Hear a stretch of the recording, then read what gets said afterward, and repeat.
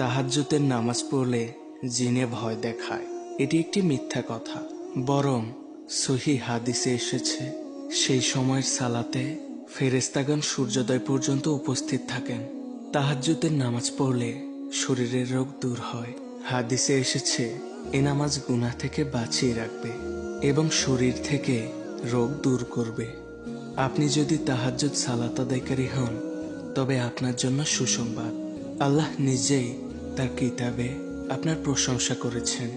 আল্লাহ বলেন, যে ব্যক্তি রাতের বেলায় সিজদারত বা দাঁড়ানো থাকে, আখিরাতের ভয় করে এবং নিজ প্রতিপালকের অনুগ্রহ প্রত্যাশা করে, সে কি তার সমান যে এমনটি করে না?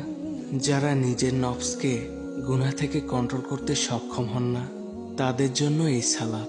আল্লাহ বলেন, নিশ্চয় রাত্রি জাগরণ প্রবৃত্তি দমনে অত্যন্ত কার্যকর। তাহাজ্জুদের দ্বারা জান্নাত লাভ হয়। রাসূল সাল্লাল্লাহু আলাইহি ওয়াসাল্লাম বলেন, হে লোক সকল, তোমরা সালামের প্রচলন করো, খাদ্য খাওয়াও, আত্মীয়তা রক্ষা করো এবং মানুষ যখন ঘুমিয়ে থাকে তখন সালাত আদায় করো, তাহলে তোমরা নিরাপদে জান্নাতে প্রবেশ করবে।